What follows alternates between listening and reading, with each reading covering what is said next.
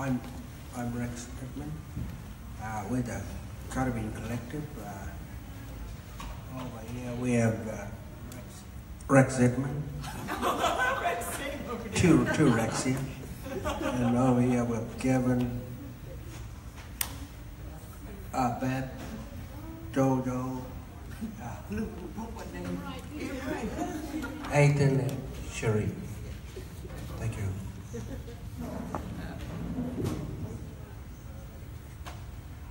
Well, we thought, no, I don't want to. No, you hold him. So we thought what we'd do is maybe start by I just ask a couple of questions of each other before we open it up. Is that right? Do that? Yeah. Maybe give a little context. So perhaps first way, maybe Jojo can explain how everybody in Karrabing is like connected and related, and like, and how many people inside of this collective? Well, there's about 30 of us in the collective. Yeah. Like if you go from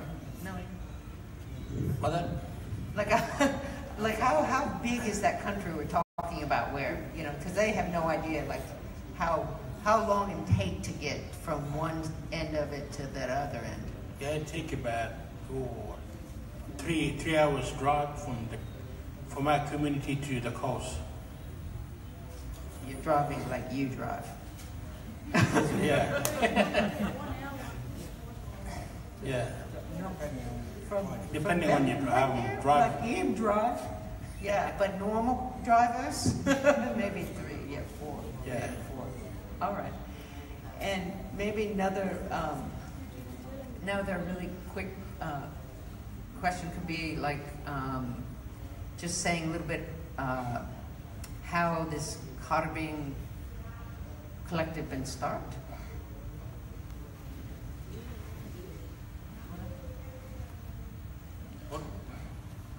We started in 2007.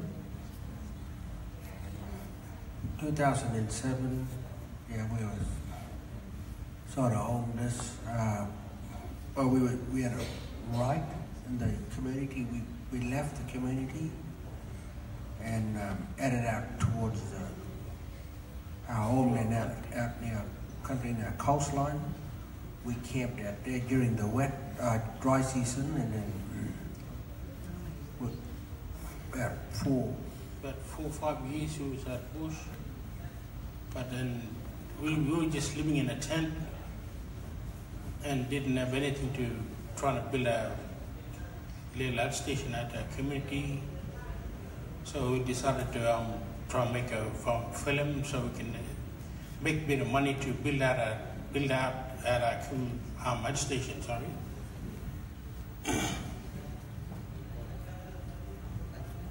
And some of the art from Gavin and Sheree dad been asking about them to make a movies, and Beth said, yeah, no worries, we'll make a movie. So yeah, so we made a movie and made a bit of money, and we just keep going, trying to do more. So that so that money, you're saying with that money we make, when we make money for a movie, that money goes into making that outstation and going to keeping that country life. Yeah. So probably we'll build up more house and then we'll probably live at bush. Yeah. And one last question, maybe, like, and then we open up a question, like where did the stories, like, how do we come up with stories, you know? Maybe Dorothy loved that nighttime go one. Yeah. It's just that story lies from my mom and her dad. They used to tell a story about it. That's why we made this movie, to play a part on it. Because, I mean, Yeah, I want to go to the blog. And like, why we even change that ending? Like in the real story, you go back to they ran away and got back to their country, but there wasn't actually that didn't drive out the white people, unfortunately. But like when we changed it to driving out the white people, like what did that, like when we decided to do that, how did that make everybody like feel that possibility?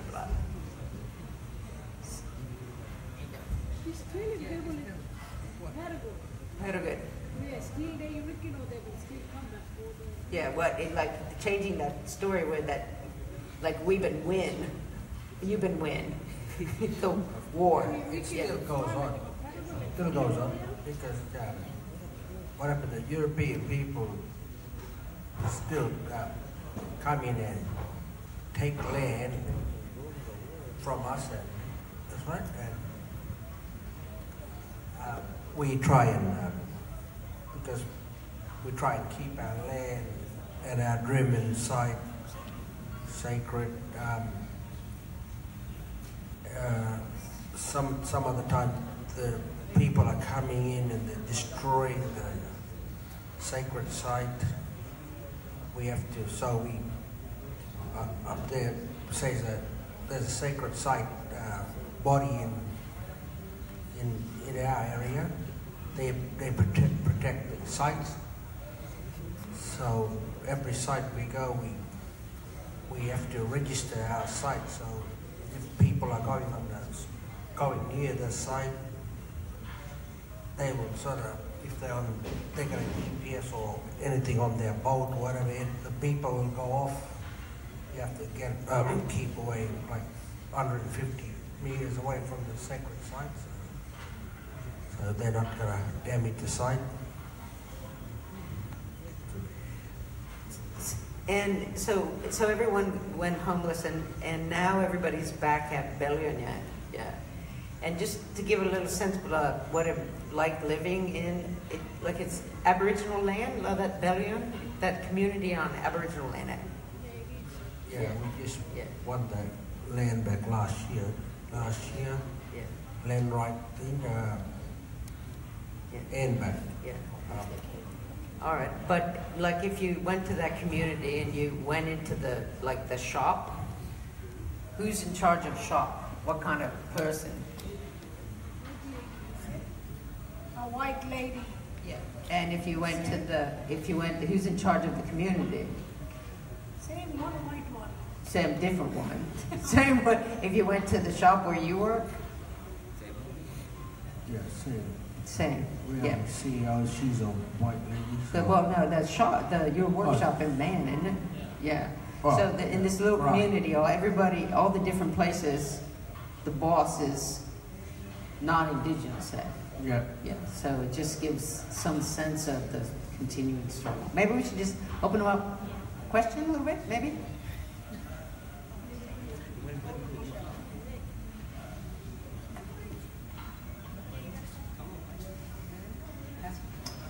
Hello, thank you very much for the two films, and congratulations on the continuing struggle in filmmaking.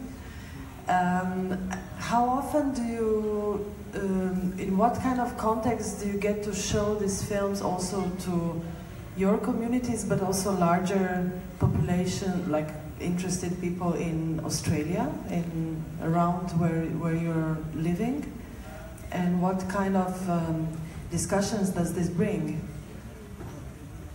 Like I'm asking Blood, like showing along a community, how we show them to people along a community, another community, like thumb drive business, yeah. Wheeler? No, like Weaver, yeah. Yeah, well, Elizabeth, come back from America with that. What? No more. I'm meaning like how we show them to. Yeah. Go on. No. Yeah, more. Yeah, anyways, actually, Beth here. Come from America, right? Beth flies all the way to Australia in Darwin. and with a rough cut of a movie, just to see how it goes and how it feels to us, or if something wrong or something missing. It comes with a thumb drive. Yeah, that's how it comes. And she go back, bring it, a finished one? Back and forth, yeah, actually. And then what? So yeah, yeah. so that all the movies go on a thumb drive, and that thumb drive just go around the community. Yeah. Or even to family member in the city as well. Yeah. So in Darwin, yeah. It spreads even out to another family member in faraway community as well. Yeah. Yeah. Yeah, a lot of the circulation of the movies now in indigenous communities go through like USB. That's what we call it. Yeah, USB cords. Yeah. Yeah, USB cords. Because a lot of the local. No, you're right. A lot of the local media has been like consolidated through a couple major TV stations. Yeah. NITV, which is good, and CITV, but like grassroots filming of still now a lot just is like this other kind of infrastructure, yeah.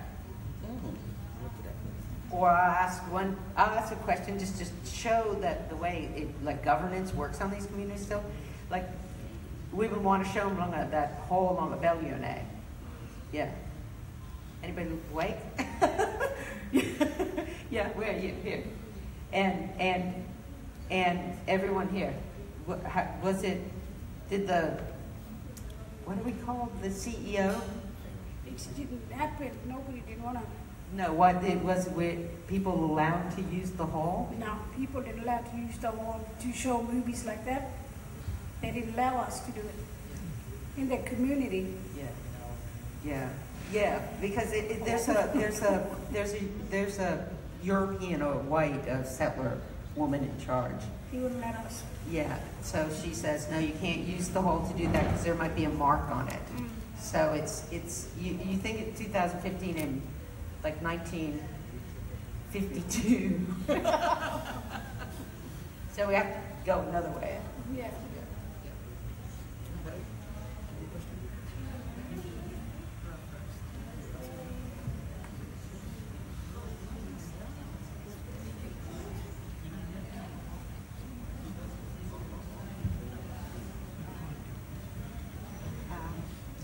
Hi, thanks for the films, which are absolutely great.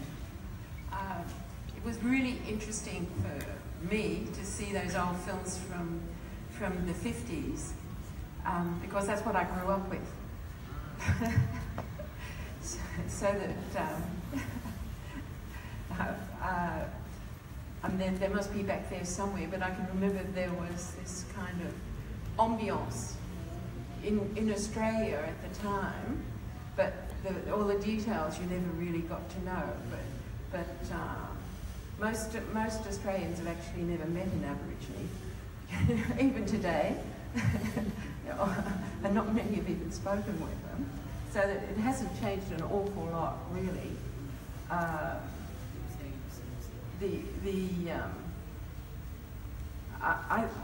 really think it's very powerful to bring out those old images and show them today and mix them with your images and just remind people how much more distance we have to go, because these images have been buried. I've not seen those since I was a child, and I was at 50s. I was very little, but I know as a child the only Aboriginals that I met were stolen children who were in homes. That would have been sort of people I'd met in Sydney. So that bravo, keep going and keep on the politics, because there's a long way to go. Thank you. Maybe I'll add a question to that in terms of I don't know that you'd worked with archival footage before, so I was wondering how you came to choose the pieces you did and how that changed the process of making the film.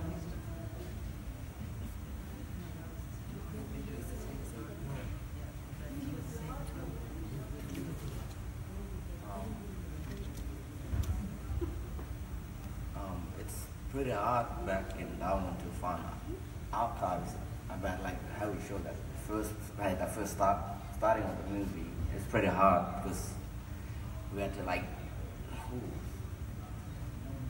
Northern Territory of what? Archives, yeah. It was like it's do you have something? There weren't any people that were put in archive during the war. Probably a little bit, but I think some of them were destroyed or whatever down the line. So we, the only thing I remember in the 70s, probably in the 70s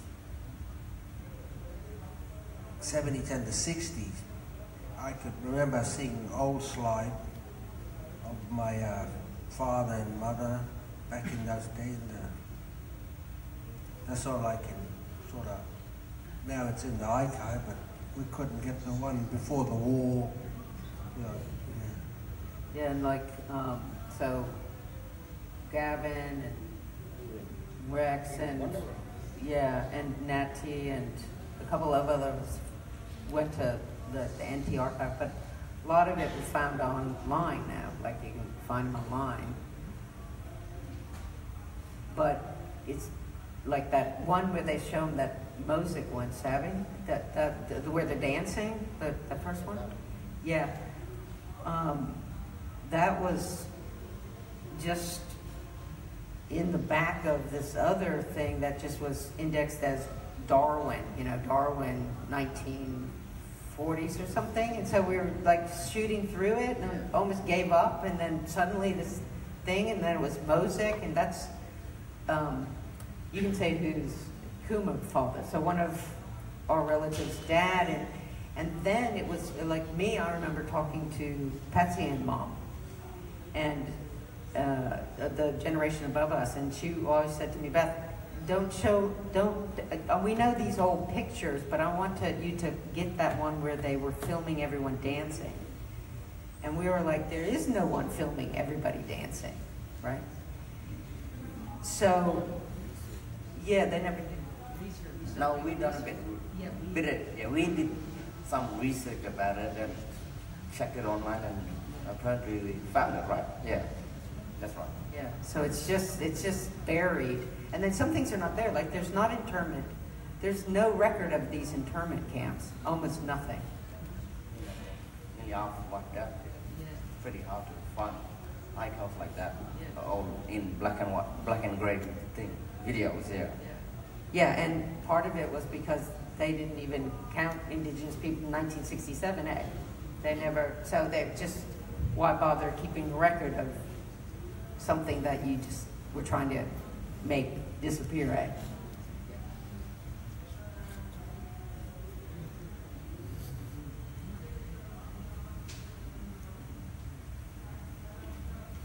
So I just wanted to ask a question, because thinking about, again, the question that came up yesterday about what art can do, and thinking more in terms of pragmatism. But I'm just something that I find very interesting, or could be interesting to understand, is how these films, how are they, say, understood or perceived or by local political figures, and how the level of, we can say how this is maybe addressing questions of policy, or what are perspective changes in the political minds of local figures.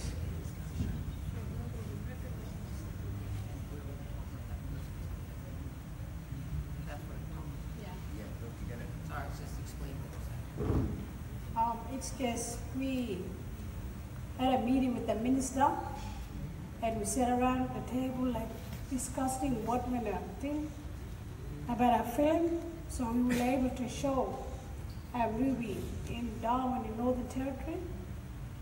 And I think when we go back from here, it's gonna be screening at the Northern Territory, at the university. And they're also thinking to show a screening at the Parliament House for us. So, and maybe anybody can talk about the jealous one, like how that sacred site's been commissioned us to make them and what for and all that kind of it. Yeah, we sacred site commissioners, commission us, and the jealous one was showed in the sacred site office, and then we had to register 3 sites along the coastline. So we registered 3 sites. So what they do is they register the site, they stamp it, so that site is registered. You got another site registered, and we got 3 sites registered. So there's more site to be registered, so that, like I said before, you can't go near a sacred site. As soon as it gets registered, no mining or thing allowed to be on the sacred site area. But this is this agency called the Aboriginal Areas Protection Authority, so it's like a agency, and the head of it saw the Karrabing as a group that's both like has a set of totems and connections across stories, like a model for a new way of registering and also making films that pull in young people to learn the stories as registering.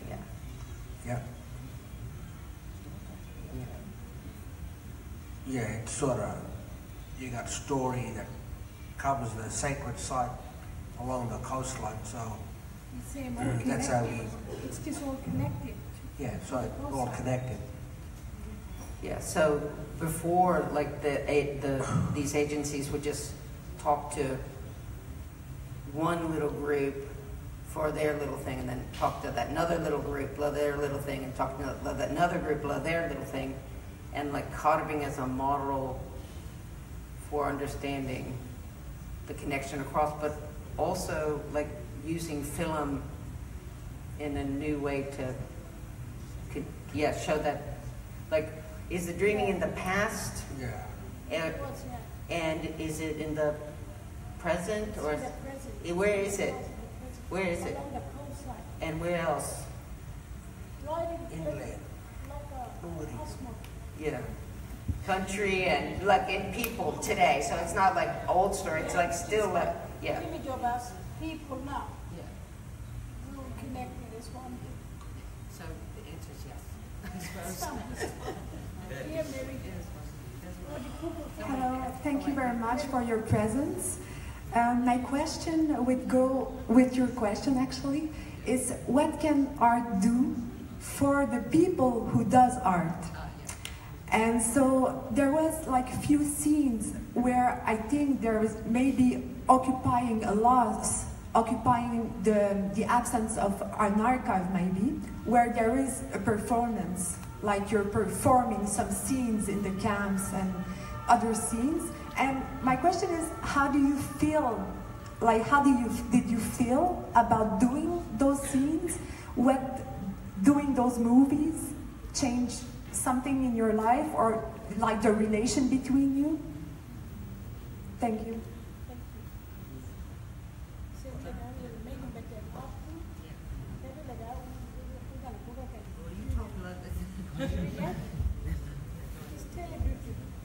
That after for me, I want to go back and start working again.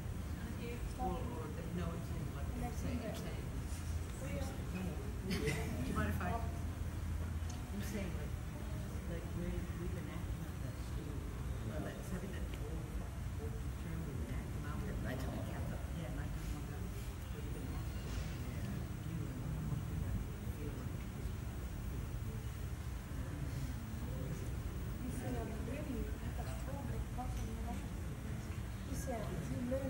Yeah, I'm learning, but yeah. What it makes you feel? What did you say? Well, yeah, it makes me feel good about it. Acting and learning about my ancestors, stories that I never heard of before, and it's great. Now I know that, and I don't know. What is it? What is like Karrabing making films? What is it? How does it make you feel? We can talk about this on magazines. Have a little bit on that. Well, we trying to show expression to other Aboriginals back in the Northern Territory and like trying to express others as well, and like that's we got more better things to do instead of just hanging around just in the community, and you can just like get away from violence and alcoholism, and the Northern Territory is like very bad, I think. Yeah, very bad. And by showing movies and reacting, like we heard like stories, right? And from our grand ancestors and grandmothers and anyways, and bloody what is it? Well, I think don't look. Well, let me put it this way. In making the films, have you, over those years, we've been making them since 2000, I'll put them this way. Like, when 2007, people have been homeless, everybody been living in a tent.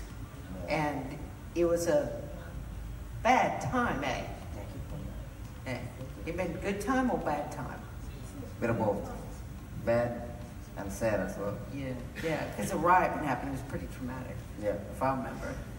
Yeah, but anyway, and so we start making a film. You reckon this film making been made, like it been help make him that? Yeah. They put him like that microphone out of your mouth. Yeah, it's just, when we start doing this movie, it sort of change our ways and feelings. And we like sort of move on with our lives. And this is what made us do, so we're not gonna stop doing what we're doing now. You reckon it would make us feel, stronger? Or? Make us stronger and make us feel much happier, and trying to be a role model to our community. And so, we're going to be strong in our film collective, now what we're doing. So, it made us get somewhere, do something about ourselves. Sorry, we gotta put it where Hello? Hi. Thanks very much for the films. I have a question for Elizabeth to start with, and then address the rest of the group. We're looking at a film that's got a specific eye. We're talking about the art of filmmaking, and the question is, and you see in the credits, Elizabeth, you're cinematographer, director, writer. I'm not the only cinematographer. Well, and I should say that, I get that. Director means something very different to us, so it might be that we have to think of another word at this point, because no matter how we cram it in now, people always still pull out director. So we might have to come up with another word. I don't know what word to use. It's more than that. It's about the aesthetic. Yeah, I know. That's what I want to just cut in and answer, if you don't mind, really quickly, because the first two we used an outside cinematographer, and he was a great cinematographer. But the production process, we couldn't handle his schedule and timing as well. So it was pretty difficult for us to filming early hours in the morning. It was day after day. So that was production process. So we just all said, this is not going to work. Either we start making films, we're going to have to figure out another way. So we got 3 iPhones, yeah, and we shoot these films with 3 different eyes. So there's not an eye. There's like 5 or 6 eyes in these films because depending on who's there, yeah. So Sheree Jane shoots a lot, I shoot a lot, Natty shoots a lot, but Digital shoot, Cameron shoot, and some other folks shoot. So I think that's what's all so interesting is like there are a multiplicity of eyes. Right. And is there an outside input from other activists in Australia? Do you seek input from other activists around into disseminating the films? To sending them around. Yes. There, Richard Bell, the woman, Richard Bell and Gary Foley, yes. Yeah, no, we don't know Gary Foley, but we've been doing stuff with Richard Bell a lot. That young boy Ryan, he's not young. So a number of activists, yeah, Vivian, a number of activists, artists. But it's very much I should say, very much what do we say, grassroots. It's, these films come from the collective, and they are edited from in the collective back and forth, and the eye and the aesthetic and the politics is these 30 people. Right. And then they circulate. Right. Yeah. Okay. Yeah. Thank you. No, the answer is no. It's not like, it's not an external.